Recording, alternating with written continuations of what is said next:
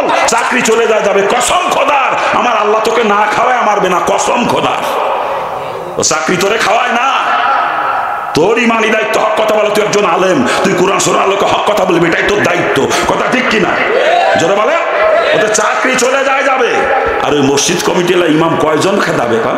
আজকে আমি হক কথা বলে আমার খেদা দেবে দিক, কালকে আর রাকিম হবে সেও হক কথা বলবে, তারে খেদাবে খেদা, পরশু আর রাকিম হবে সে যদি হক কথা বলে তারে খেদাবে খেদা। এইভাবে ইমাম খেদাইতে খেদাইতে ওই মসজিদ কমিটির গোষ্ঠী নামাজ পড়ানোর লোক তো দূরের কথা, ওর বাপ মা মরে গেলে জানাজা পড়ানোর লোক তালাশ করে পাবে না। তখন দেখবি এসে তোর ভাও ধরতেছে, তোর ভাও ধরবে তখন। এখন তো তুই ওদের ভাও তুই তুই তো আল্লাহর গুলাম না, তুই তো কমিটির গুলাম রে বদমাইশ। আল্লাহ মাফ করুক। অধিকাংশ আলেমের গোষ্ঠী আজকে, ইমামের গোষ্ঠী আজকে কমিটির গুলাম হয়েছে, কমিটির গুলাম। আমার কলজে ফাটিয়ে যায় দুঃখে। আর ইমাম মানে হলো নেতা, ইমামের কথায় মসজিদের কমিটি উঠবে আর বসবে। কি কথা ঠিক কিনা? আরে হতে পারে প্রধানমন্ত্রী, হতে পারে প্রেসিডেন্ট, হতে পারে পররাষ্ট্র বা স্বরাষ্ট্রমন্ত্রী বা যে কোনো মন্ত্রী, এমপি হোক না কে, ডিসি, এসপি, ওসি, এলাকার চেয়ারম্যান, মেম্বার, ইমামের উপরে কথা বলার ইখতিয়ার শরীয়ত কাউকে দেয় নাই। যত বড় নাপিতের বাচ্চা নাপিত হোক না, ইমামের উপরে কথা বলার ইখতিয়ার শরীয়ত কাউকে দেয় নাই। আর যে বদমাইশ ইমামের উপরে কথা বলবে, ইমামের উপরে, তার নামাজই হবে না, ইমামের পিছনে নামাজই হবে না। তুই তো ইমাম, তুই মসজিদের নেতা, তোর কথায় মুসল্লিরা উঠবে আর বসবে। আর তা না তুই কমিটির গোলামি করো, বদমাইশ। তুই ইমাম হয়েছে, কে তোকে ইমামিতি করার ইখতিয়ার দিল? বদমাইশ কোথাকার। ওই ইমাম হইয়ে মসজিদের সভাপতি জুতো খুলে তুইছে, তুই মসজিদে চলে গেছে, ও জুতো গুছাই নিয়ে, ইমাম হইয়ে জুতো গুছাই নিয়ে বাক্সর মধ্যে দিতে, ওই মসজিদের ইমাম বলে ওটা। ওটা জুতোতে ভেটে দিবারতাম ধরিয়া। আল্লাহ তাআলা আমাদেরকে হেফাজত করুক। আরে জোরে কান না আমিন। ওলামায়ে কেরাম রাগ করেন না, অন্তরে বড় ব্যথা। আজকে আলেমদের অবস্থা দেখে বড় কষ্ট লাগে, বড় কষ্ট লাগে।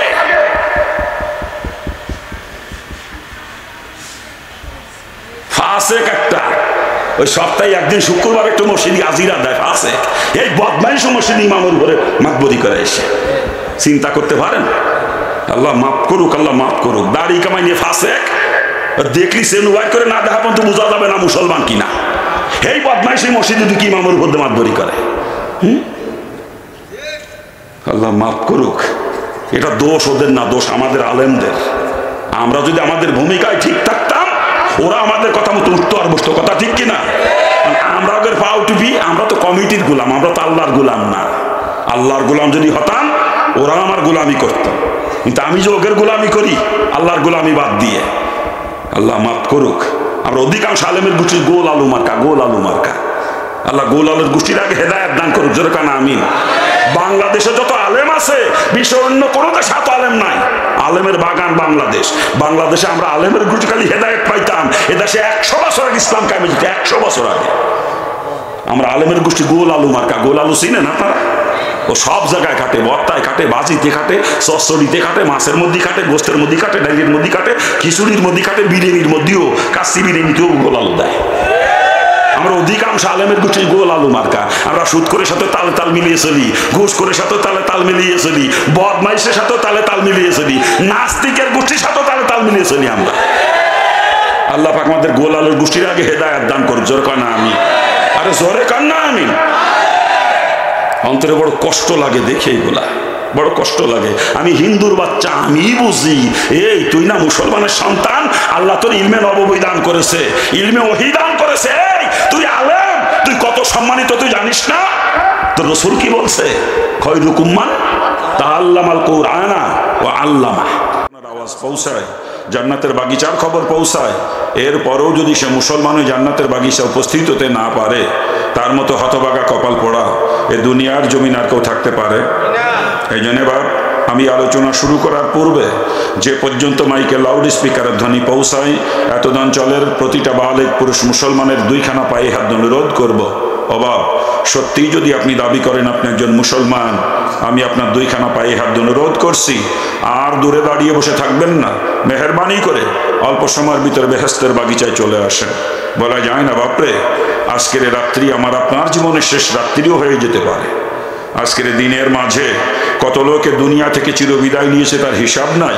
আর আমি আর আপনি যে এই রাত্রিতে বিদায় নেব না, এমন কোনো গ্যারান্টি মনে হয় এখনো পর্যন্ত কারো কাছে আসে না।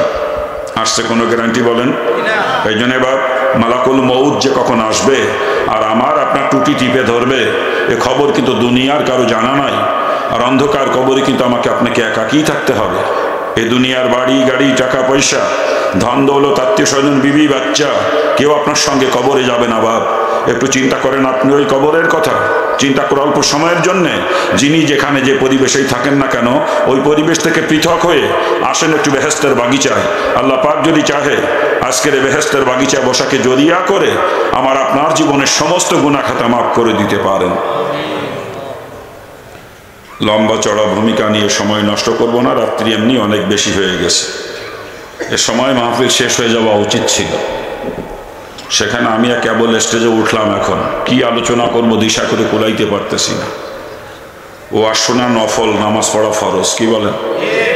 একজন মানুষ যদি জীবনে কোনোদিন ওয়াজ নাও শোনে এই কারণে তাকে জাহান্নামে যাওয়া লাগবে না, কিন্তু অধিক রাত্রি পর্যন্ত ওয়াজ শুনতে শুনতে যেই লোকগুলো নিয়মিত ফজরের নামাজ আদায় করে প্রতিদিন, এর একটা লোকেরও যদি কালকে ফজরের নামাজ কাজা হয়ে যায় তো এই ওয়াজ দিয়ে কোনো লাভ হবে না, বরং ক্ষতি হবে কোটি কোটি গুণ বেশি। কি ঠিক কিনা? আসলে সব দিকে লক্ষ্য রাখা দরকার আমাদের, আমরা এগুলো লক্ষ্য রাখি না। মরহুম পীর সাহেব চরমুনাই দেখছি রাত 10টার পরে কোনোদিনও বয়ান করতেন না। কারণটা কি? মানুষ ওয়াজ শুনে যে খাওয়া দাওয়া করে ঘুমোবে, আবার যাতে ঘুম থেকে উঠে ফজরের নামাজ জামাতের সঙ্গে আদায় করতে পারে। আল্লাহর কুতুবের চিন্তা চেতনাই ছিল আলাদা, কিন্তু আমরা এখন বক্তা হয়েছি তো রাত 14টা 15টা পর্যন্ত ওয়াজ করি। ও বক্তার গোষ্ঠীও ফজরের নামাজের সময় নামাজ না পড়ে ঘুমায় থাকে, আর শ্রোতার গোষ্ঠীর কোনো খবরই থাকে না। কি কথা ঠিক কিনা? জোরে বলেন। এই জন্য বেশি রাত্রি করা যাবে না, ফজরের নামাজের ক্ষতিও কেটে করবো না। সংক্ষিপ্ত কিছু কথা বলবো। যারা দাঁড়িয়ে আছেন মেহরবানি করে বসে পড়লে ভালো হয়। জায়গা আছে ময়দানে, প্রচুর জায়গা, লোক হয় নাই তো মাহফিলে। আমার মাহফিলে তো এরকম লোক হয় না, এর থেকে বড় প্যান্ডেলেও জায়গা হয় না আমার মাহফিলে অনেক জায়গায়। আজকে লোক এত কম হওয়ার কারণ বুঝতে পারতেছি না আমি। এর থেকে অনেক বড় প্যান্ডেলেও লোক জায়গা হয় না। কি ভাই জানরা আপনারা চলে যাচ্ছেন নাকি রাগ করে? না বসে বসতে বলছিলাম তো আপনাদেরকে, যারা দাঁড়িয়ে আছেন মেহরবানি করে বসে বললে ভালো হয়। বসেন, দিনই মজমায় দাঁড়িয়ে থাকা বিয়াদবি হয়, একটু বসে পড়লে ভালো হয়। সময় নষ্ট করা যাবে না, রাত্রি অনেক বেশি হয়ে গেছে। লম্বা আলোচনাও করতে পারবো না, লম্বা আলোচনা করার অভ্যাস আছে, 3 ঘন্টা 3.5 ঘন্টা পর্যন্ত আলোচনা করি আমি, কিন্তু আজকে সে সুযোগ নাই আমার। একেবারে সংক্ষিপ্ত কিছু কথা বলবো। আর আলোচনার ধারাবাহিকতা তো আপনাদের জানা আছে। আমি সাধারণত কিচ্ছা কাহিনী আলোচনা করি না, চেষ্টা করি সমাজের মুসলমানের প্রয়োজনীয় কিছু কথা বলার জন্য। দোয়া করেন আল্লাহ পাক যেন আজকে তদ্রূপ কিছু কথা বলার তৌফিক আমাকে দান করেন। সমাজের মুসলমানের যে সমস্ত রোগ, যে সমস্ত রোগের কারণে সমাজের মুসলমান ক্রমান্বয়ে জাহান্নামের দিকে ধাবিত হচ্ছে, আমি একটু চেষ্টা করি সমস্ত রোগের ঔষধ দিয়ে মুসলমানকে জাহান্নামের পথের থেকে ফিরিয়ে জান্নাতের পথটা দেখানোর জন্য। ঔষধ আজকেও নিয়ে আসছিলাম, মলম ভরে বস্তা ভরে মলম নিয়ে আসছিলাম, কিন্তু লাগানোর সুযোগ দিল না এরা। সংক্ষিপ্ত কিছু কথা বলবো, একেবারেই সংক্ষিপ্ত হবে আলোচনা। বেশি লম্বা করলে ফজরের নামাজ কাজা হবে অনেকের, কি বলে? হ্যাঁ, এই জন্য লম্বা করা যাবে না। আজকেও কিছু রোগের ট্রিটমেন্ট করবো, নিয়ত করছি, মনে মনে দোয়া করেন আল্লাহ পাক যেন তৌফিক দান করে। জোরে বলেন না। তবে ময়দানের অবস্থা বড় এলোমেলো, ছড়িয়ে ছিটিয়ে বসে আছেন আপনারা। দিনই মজমায় গায়ে গায়ে মিলে বসা সুন্নাত, আর সুন্নাতের যে কত দাম, একটা সুন্নাতের দাম কত আমরা জানি না। এই দুনিয়া কোটিবার বিক্রি করলে যে অর্থ হবে, সমস্ত অর্থ সদকা করে দিলে যে নেকি হবে, তার থেকে একটা সুন্নাতের দাম অনেক বেশি। আসলে সুন্নাতের গুরুত্ব আর মহব্বত আমাদের অন্তরে নাই। সমস্যা একটাই, সুন্নাতের গুরুত্ব আর মহব্বত যদি অন্তরে থাকতো আমাকে আগায় বসার কথা বলা লাগতো না। নিজের তরফ থেকে আমি আগায় গায়ে গিয়ে মিলে বসতাম। আল্লাহ পাক সকলকে সুন্নাতের মহব্বত করা তৌফিক দান করুক। জোরে বলেন আমিন। এটা সুন্নাতের মহব্বতে আগায় গায়ে গিয়ে মিলে বসেন না ভাইজান। এলোমেলো বসে আছেন, এটা দেখতেও খারাপ দেখা যায়। সুন্নাতের উপর আমল হয়ে যাবে আগায় গায়ে গায়ে মিলে বসলে। আর সুন্নাতের উপর আমল করলে রসুল বলেন আখেরি জামানায় আমার একটা সুন্নাতের উপর আমল করলে 100 শহীদের সওয়াব আল্লাহ তাআলা তাকে দান করবে। মানে 100 শহীদের সওয়াব আমল নামায় জমা হয়ে যাবে যদি সুন্নাতের আমলের নিয়েতে আগায় গায়ে গায়ে মিলে বসেন। একটু আগান না, অনেকের সামনেই ফাঁকা, অনেকের সামনেই ফাঁকা, গায়ে গায়ে মিলে বসেন। একটু সময় নষ্ট হয়ে যাচ্ছে, একটু আগান। হ্যাঁ, পানি পড়ে, কুয়াশা না, ঠান্ডা তো আজকে কম, একেবারেই কয়দিন যে শীত গেছে, ওরে বাপরে বাপ। ওই শীতের ভিতরে উত্তরবঙ্গে সফর ছিল আমার, উত্তরবঙ্গে একেবারে শীতের জন্ম যে জায়গা, ওই জায়গায় লালমনিরহাট জেলা, কুড়িগ্রাম জেলা, তারপরে নীলফামারী জেলা, ওই এলাকায় প্রোগ্রাম ছিল আমার ওই সময়। ওই শীতের ভিতরে কুয়াশা এত পরিমাণ, 5 হাত দূরেও কিছু দেখা যায় না, এত কুয়াশা পড়ছে ওই এলাকায়। ওই যে ঠান্ডা লাগে গলা বসে গেছে, এখনো পর্যন্ত গলা ঠিক হইতেছে না। আসলে গলা চাইতেছে বিশ্রাম, বিশ্রাম তো দিতে পারতেছি না। তবে আজকে একটু বিশ্রাম পাবে গলা। 3 ঘন্টা 3.5 ঘন্টা আলোচনা করি তো, আজকে অল্প সময়ের ভিতরে গলারে বিশ্রাম দিতে পারবো আর কি। যাক আলহামদুলিল্লাহ। কি আপনারা চলে যাচ্ছে নাকি ওইদিকে? ওই যে চলে যায় লোকজন, হ্যাঁ জি আলহামদুলিল্লাহ। যার তকদিরে শোনার আছে সে শুনবে, যার তকদিরে শোনার নাই সে চলে যাবে, কথা ঠিক না? ও নিয়ে মাথা ব্যথা নেই আমার, কারণ কালেকশন আমাদের উদ্দেশ্য ছিল মসজিদ, কালেকশন হয়ে গেছে নাকি কা। এখন যে শুনতে চায় শুনবে, না শুনতে চায় চলে যাবে, কোনো আপত্তি নেই আমার। কি ঠিক আছে না? আমাদের আজকে টার্গেট কিন্তু মসজিদ, নাকি বলে? হ্যাঁ, আজকে হেদায়েতের নিয়েতে মাহফিল না, এটা মসজিদের কালেকশনের নিয়েতে মাহফিল। এখানে আলোচনা করাও যা, না করাও তাই। মানে এই আলোচনা দ্বারা মানুষ হেদায়েত পাবে না, কারণ আমাদের নিয়তের ভিতরে অন্য দিক। বুখারীর প্রথম হাদিস, ইন্নামাল আমালু বিন্নিয়াত। কি বলেন?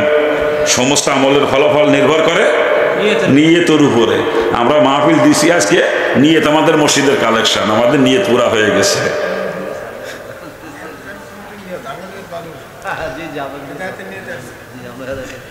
যাক আলহামদুলিল্লাহ। বর্তমান অধিকাংশ মাহফিল এরকমই হচ্ছে, কর্তৃপক্ষের নিয়ত থাকে কালেকশন, এমন একজন বক্তা দাওয়াত দেয় যাকে কেন্দ্র করে লোকজন একটু বেশি উপস্থিত হবে, কালেকশনটা ভালো হবে, কর্তৃপক্ষের চিন্তা চেতনা। কি বলে? আর আমরা যারা বক্তারা বয়ান করি, আমাদের চিন্তা চেতনা এমন কায়দার বয়ান করব যাতে সবাই খুশি হয়ে যায়, ফিরে বছর আবার আমার দাওয়াত দেয়। কি কন? আর আমরা যারা শ্রোতারা শুনতে আসি, তাদেরও নিয়ত ওই কায়দারই বেশি। বক্তার সুর শুনতে আসে কেউ, নাকি কন? কোন বক্তার গলায় ভালো সুর, কিডা ভালো কিসা কাহিনী কইতে পারে, আমাকে নিয়ে তোলে এই কায়দায়। কর্তৃপক্ষ, বক্তা, শ্রোতা কারোরই নিয়ে ঠিক নাই, যেই কারণে মাহফিলের নামে মাহফিল হইতেছে, মানুষের হেদায়েত হয়েছে। কর্তৃপক্ষ যদি হেদায়েতে নিয়েতে মাহফিল দিত, আমরা বক্তারা হেদায়েতে নিয়ে ওয়াজ করতাম, আমরা শ্রোতারা হেদায়েতে নিতে শুনতাম, আল্লাহ পাকে মাহফিলের দ্বারা আমাদেরকে হেদায়েত দিত। আমাদের নিয়তের মধ্যেই গলদ, নাকি কন? ভবিষ্যৎ আমাদের নিয়তকে পরিশুদ্ধ করবো আমরা ইনশাল্লাহ, নাকি বলেন? আল্লাহ পাক আমাদের কর্তৃপক্ষ, বক্তা, শ্রোতা সকলকে নিয়ত পরিশুদ্ধ করার তৌফিক দান করুক। জোরে বলেন আমিন, জোরে বলেন না আমিন। আসেন আলোচনা শুরু করি। আমি কালামে পাকে 2 জায়গা থেকে 2 আয়াতের অংশ তেলাওয়াত করছি আপনাদের সামনে। প্রথমেই তেলাওয়াত করছি, আল্লাহ পাক পরিষ্কার করে জানিয়েছেন, কুল্লু নাফসিন যায়িকাতুল মাউত, সকলকে মৃত্যুর স্বাদ গ্রহণ করা লাগবে, ঠিক কিনা? মরা যে লাগবে, কোনো সন্দেহ আছে এতে? কোরআনে পাকের 6666 খানা আয়াত, এর ভিতরে কেউ যদি 6665 খানা আয়াতকে অস্বীকার করে, এই এক টুকরা আয়াত অস্বীকার করার ক্ষমতা দুনিয়ার কারণে, ঠিক না? একজন নাস্তিকের বাচ্চা নাস্তিক, আমার আল্লাহকে আল্লাহ বলে মানে না, আমার রসুলকে নবী বলে স্বীকার করে না, দিন মানে না, ধর্ম মানে না, কোরআন কারীম বিশ্বাস করে না, ওই নাস্তিক বদমাইশকে জিজ্ঞেস করেন মরা লাগবে কিনা, কি জবাব দিবে? কি জবাব দিবে? মরতে হবে, এতে কোনো সন্দেহ নাই, মরা যখন লাগবেই, মৃত্যুর হাত থেকে যেহেতু কোনো নিস্তার নাই। আমার আল্লাহ ডাক দেখায়, লা তামুতুন্না ইল্লা ওয়া আনতুম মুসলিমুন, যতক্ষণ তুমি মুসলমান না হও ততক্ষণ পর্যন্ত মৃত্যুবরণ করো না। কে বললেন? কি বললেন? মুসলমান না হয়ে মরি না। কেন বললেন? জান্নাতে যাবে একমাত্র মুসলমান, আর কেউ জান্নাতে যাবে না। আমার আল্লাহ জান্নাত তৈরি করেছে শুধু মুসলমানের জন্য, আর কারোর জন্য নয়। ওখানে আর কারো কোনো অধিকার নাই, ওটা একমাত্র মুসলমানের সম্পদ, ঠিক কিনা? কি জোরে বলেন? ইহাতকে কোনো ইমানদারও মুসলমান না হওয়া পর্যন্ত জান্নাতে যাইতে পারবে না। মুসলমান না হওয়া পর্যন্ত ইমানদারের জন্য জান্নাত হারাম। অনেকের মনে প্রশ্ন আসতে পারে, হুজুর কইল কি ইমানদারের জন্য জান্নাত হারাম? হ্যাঁ বাজান, মুসলমান না হওয়া পর্যন্ত ইমানদারের জন্য জান্নাত হারাম। তবে যে ইমানদার মুসলমান হয়ে দুনিয়া থেকে বিদায় নিবে, সে সরাসরি জান্নাতে যাবে। চিৎকার দিয়ে বলেন আলহামদুলিল্লাহ। আর যে ইমানদার মুসলমান না হয়ে দুনিয়া থেকে বিদায় নিবে, ওকে আগে জাহান্নামের আগুনে পুড়াইয়া পুড়াইয়া মুসলমান বানানো হবে, এরপরে জান্নাতে নেওয়া হবে, তার আগ পর্যন্ত না। অর্থাৎ মুসলমান না হওয়া পর্যন্ত কোনো ইমানদারও জান্নাতে যাইতে পারবে না। তবে ইমানদার চির জাহান্নামী হবে না। ইমানদার চির জাহান্নামী হবে না। ইমানের বদৌলতে সে একদিন না একদিন জাহান্নাম থেকে নিস্তার পেয়ে জান্নাতে যাবে, তবে সেটা মুসলমান হওয়ার পরে, তার আগে নয়। আর ওই জাহান্নামের আগুনে পুড়ে যদি মুসলমান হতে হয় তো কত কঠিন হবে বাজান, এখন বুঝে আসতেছে না বিষয়টা। জাহান্নামের এক মুহূর্তের আযাব সহ্য করার ক্ষমতা দুনিয়ার কারণে আমি পারবো না, কসম খোদা, এক মুহূর্তের জন্য আমার পক্ষে সহ্য করা সম্ভব না। হিন্দু থাকতে কোরআন হাদিস পড়তাম, ঘটনাচক্রে রসুলের জীবনী আমার হাতে চলে আসে, আর রসুলের জীবনী পড়ার পর ইসলামের প্রতি আকৃষ্ট হয়ে ইসলামী বই পুস্তক পড়তে শুরু করি। আর বিভিন্ন কিতাবের মধ্যে জাহান্নামের বিবরণগুলো পড়তাম, আর আমার অন্তরের মধ্যে কাঁপি কাঁপি উঠতে, এই আযাব কি করে সহ্য করবো? এ তো সহ্য করার মতো না। ওই জাহান্নামের আযাবের ভয় যখন অন্তরে পয়দা হয়েছিল, তখন কি পাগলের মতো হয়ে গেছিলাম, কেমনে বাঁচবো আমি আযাব থেকে, তো আমি সহ্য করতে পারবো না।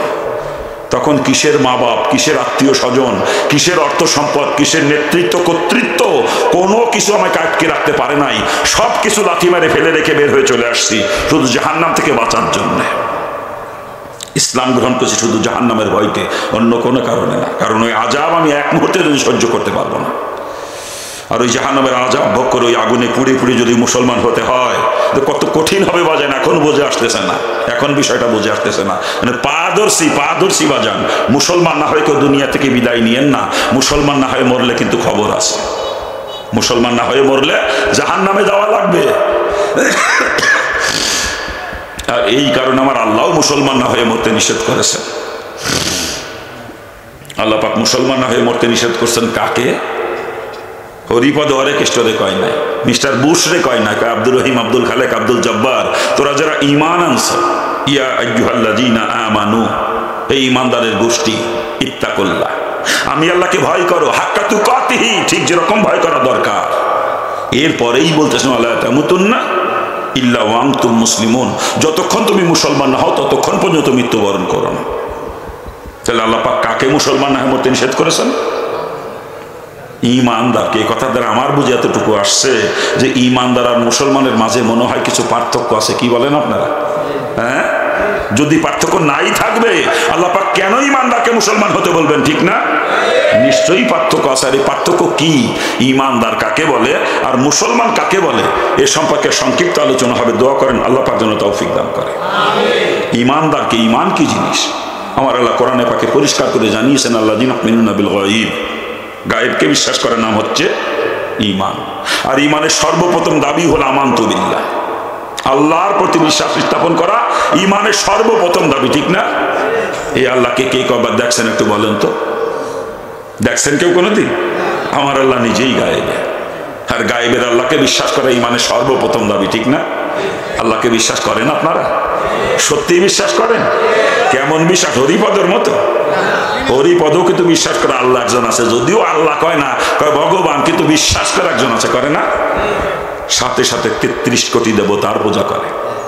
আল্লাহর যে গুণ, আল্লাহর যে ক্ষমতা, ওইগুলো আর একজনের মধ্যে দেখে, আল্লাহর সঙ্গে শরীক করে বিধায় তাদেরকে ঈমানদার বলা হয় না, বলা হয় মুশরিক। ঠিক কিনা?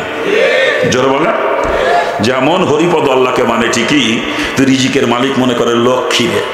কি বলেন? আপনারাই বলেন, লক্ষ্মী যদি রিজিকের মালিক হয়ে থাকবে তো মুসলমান সব না খেয়ে মরার কথা ছিল। মুসলমান তো লক্ষ্মী পূজা করে না, করে? হ্যাঁ, তা মুসলমানদের মধ্যে ধনী মানুষ নাই, কোটিপতি নাই, শিল্পপতি নাই, আবার যারা লক্ষ্মীর পূজা করে ওদের ভিতরে ভিক্ষা করে খায়, এরকম লোক আছে কি নাই? এরকম লোক আছে কি নাই? তাহলে বুঝতে হবে লক্ষ্মী রিজিকের মালিক না। লক্ষ্মী যদি রিজিকের মালিক হতো, যে তার পূজা করে না তাকে কখনো রিজিক দিত না, আর যে তার পূজা করে তাকে কখনো অভাবের ভিতরে রাখতো না। ঠিক না?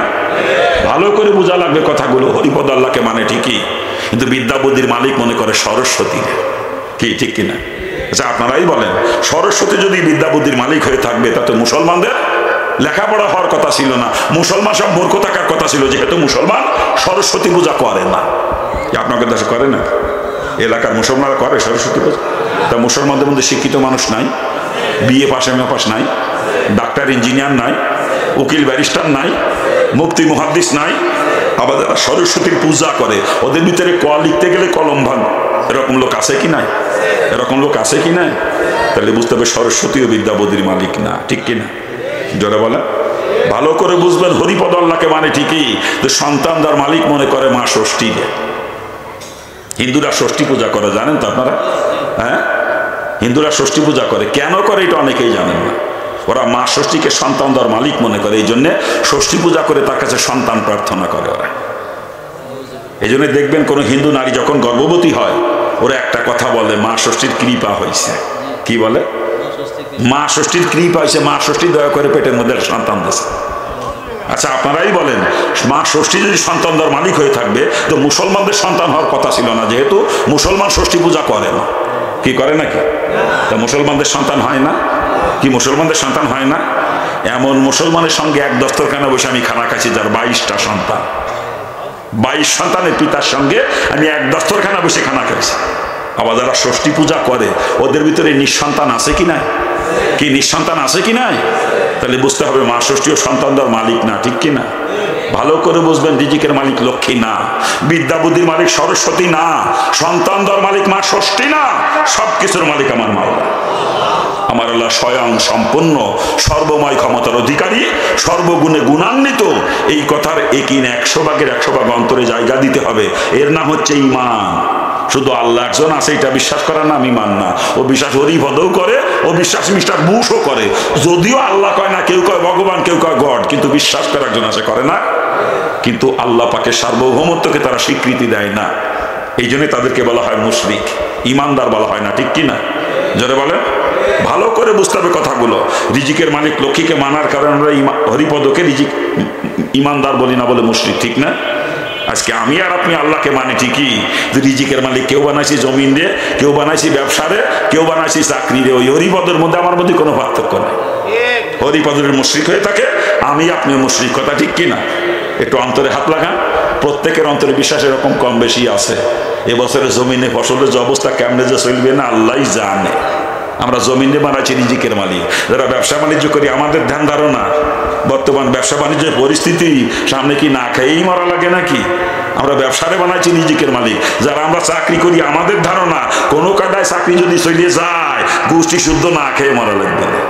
আমরা চাকরিতে বানাইছি রিজিকের মালিক, ঠিক না? বাজান, হরিপদ লক্ষ্মীকে রিজিকের মালিক মানার কারণ তাকে মুশরিক বলা হয়।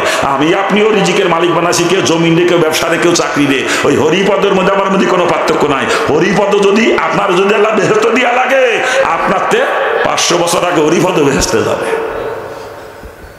এই যে গাড়ির আলিকির অন্তরের মধ্যে, এগুলো বড় শিরিক বাজান, বড় শিরিক, এগুলো বড় শিরিক। আর এই অবস্থা যদি মারা যান, কসম খোদার, আপনি জাহান্নামী, আপনি জাহান্নামী, আপনি জাহান্নামী। আমার আল্লাহ সব গুনাহ মাফ করবে, শিরিক কখনো মাফ করবে না, শিরিক কখনো মাফ করবে না। যাররা পরিমাণ শিরিক যদি ঈমানের সঙ্গে মিশ্রিত থাকে, ওই ঈমান আমার মাবুদের দরবারে গ্রহণযোগ্য নয়। শিরিক মুক্ত ঈমান নিয়ে আল্লাহ পাকের দরবারে হাজির হওয়া লাগবে, ঠিক কিনা? জোরে বলেন, ঠিক কিনা? ওই মুরব্বী চলে যায় নাকি রাগ করে? হ্যাঁ, খারাপ লাগলে বলবেন, আমি শেষ করে দেবো, কিন্তু রাগ করে চলে যায়েন না। আমি রোগের ট্রিটমেন্ট করি মুসলমানের, আগে ইমানি রোগের ট্রিটমেন্ট করতেছি, এরপর আমলের রোগের ট্রিটমেন্ট হবে ইনশাআল্লাহ। কি বলেন বাজান? আমার আল্লাহ হরিপদের ভগবানের মতো না যে রিজিকের ব্যাপারে লক্ষ্মীর সাহায্য লাগবে। আমার আল্লাহ স্বয়ং সম্পূর্ণ। আমার আল্লাহ রিজিকের ব্যাপারে জমিনের মুখাপেক্ষী না, ব্যবসার মুখাপেক্ষী না, চাকরির মুখাপেক্ষী না। আল্লাহ আসমান থেকে রিজিকের ফয়সালা করেন। আপনি একজন মানুষ, কতটুকু খাবার খান প্রতিদিন আপনি? আর একটা পূর্ণবয়স্ক হাতি প্রতিদিন কমপক্ষে 7.5 মণ খাবার খায়। একটা পূর্ণবয়স্ক হাতির প্রতিদিনকার খোরাক কমপক্ষে 7.5 মণ। আচ্ছা বলেন তো, ওই হাতিরা কয় বিঘে জমিতে কলা গাছের চাষ করে? আমার কথা জবাব দিয়ে, হাতিরা কয় বিঘে জমিতে কলা গাছের চাষ করে বলেন? হ্যাঁ, একটা হাতি না খেয়ে মরছে দেখছেন কোনোদিন? হাতিরা খোদার যন্ত্রণায় আপনাদের এলাকায় রাস্তা দিয়ে বোকা মিছিল বের করেছিল, কোনোদিন পাইছেন? হাতিদেরকে খাওয়াই কে? আরে হাতি তো ছোট প্রাণী, সমুদ্রে এমন এমন প্রাণী বাস করে যারা এক একটা প্রাণী প্রতিদিন টনকে টন খাবার খায়। ওরকম প্রাণী একটা দুইটা না, সমুদ্রে লক্ষ লক্ষ প্রাণীর বসবাস, যারা একটা প্রাণী প্রতিদিন টনকে টন খাবার খায়। আচ্ছা বলেন তো, ওই প্রাণীগুলোর কয় বিঘে জমিতে ইরি ধানের চাষ হয়? হ্যাঁ, ওই সমুদ্রের প্রাণীগুলোর কোন বাজারে কয়টা দোকান আছে, কিসের ব্যবসা করে ওরা বলেন না আমাকে? হ্যাঁ, ওরা কোন অফিসে চাকরি করে বলেন? কোন মসজিদের ইমাম ওরা? কোন মসজিদের খতিব? কোন মাদ্রাসা সাইকুল হাদিস বলেন না একটু? ওদেরকে খাওয়ায় কে? ওদেরকে খাওয়ায় কে? আমার আল্লাহ নিকৃষ্ট প্রাণী, হায়ান জানোয়ার কে জমিন ছাড়া, ব্যবসা ছাড়া, চাকরি ছাড়া খাওয়াইতে পারে, আর আমি আল্লাহ সর্বশ্রেষ্ঠ সৃষ্টি মানুষ, আল্লাহ আমারে খাওয়াইতে পারে না নাকি?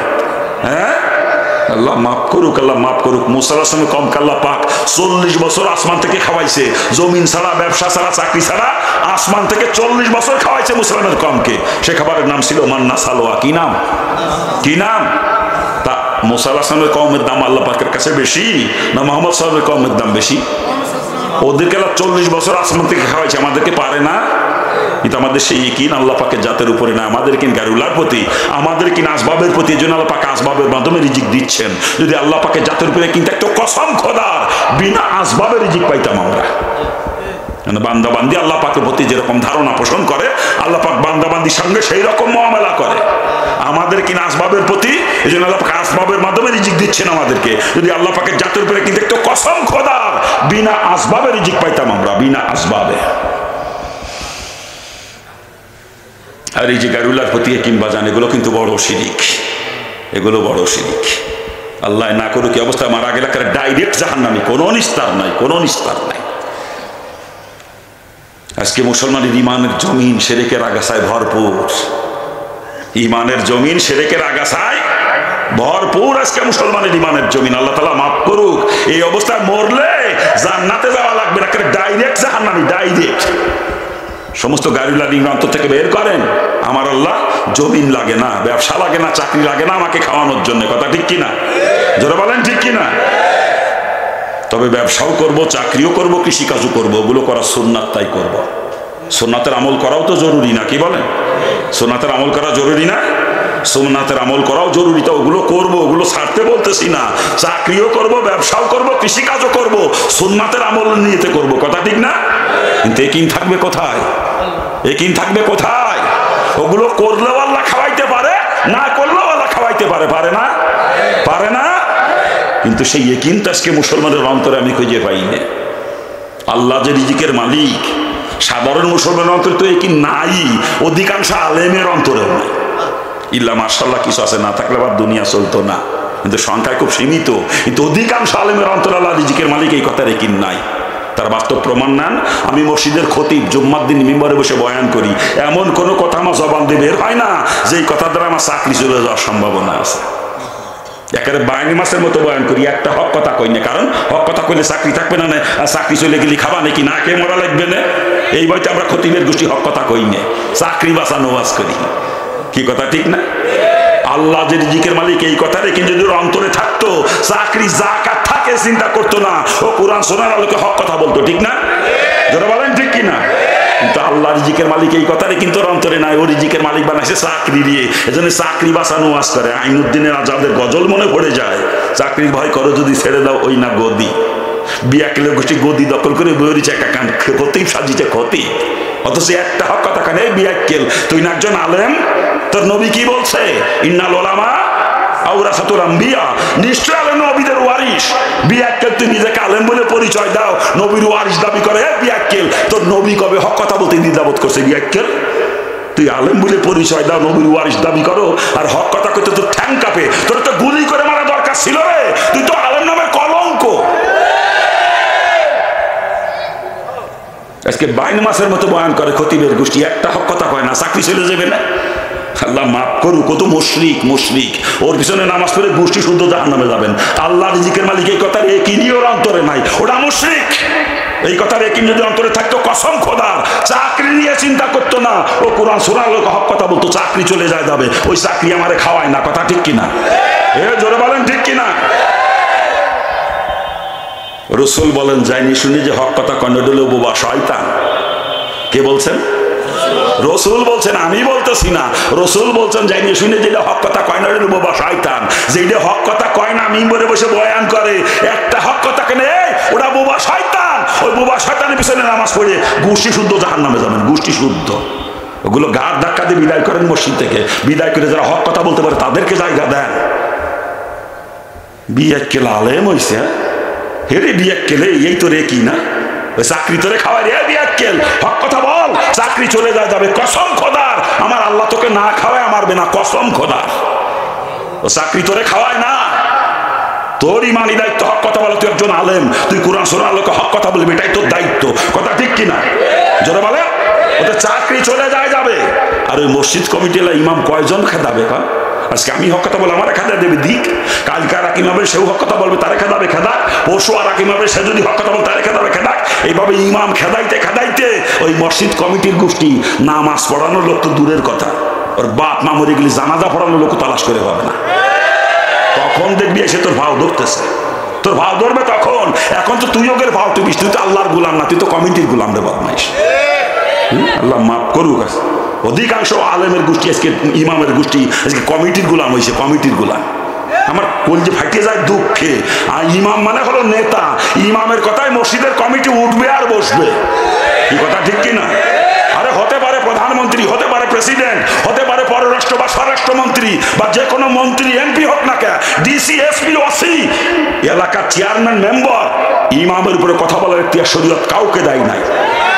যত বড় নাপিতের বাচ্চা নাপিত হোক না, ইমামের উপরে কথা বলার ইখতিয়ার শরীয়ত কাউকে দেয় নাই। আর যে বদমাইশ ইমামের উপরে কথা বলবে, ইমামের উপরে, তার নামাজই হবে না, ইমামের পিছনে নামাজই হবে না। তুই তো ইমাম, তুই মসজিদের নেতা, তোর কথায় মুসল্লিরা উঠবে আর বসবে। আর তা না তুই কমিটির গোলামি করো বদমাইশ। তুই ইমাম হয়েছে, কে তোকে ইমামিতি করার ইখতিয়ার দিল বদমাইশ টাকা? ওই ইমাম হইয়ে মসজিদের সভাপতি জুতো খুলে তুইছে, তুই মসজিদে চলে গেছে, ও জুতো গুছাই নিয়ে, ইমাম হইয়ে জুতো গুছাই নিয়ে বাক্সর মধ্যে দিতে, ওই মসজিদের ইমাম বলে ওটা। ওটা জুতোতে ফেটে দিবারতাম ধরিয়া। আল্লাহ তাআলা আমাদেরকে হেফাজত করুক। আরে জোরে কান না আমিন। ওলামায়ে কেরাম রাগ করেন না, অন্তরে বড় ব্যথা। আজকে আলেমদের অবস্থা দেখে বড় কষ্ট লাগে, বড় কষ্ট লাগে।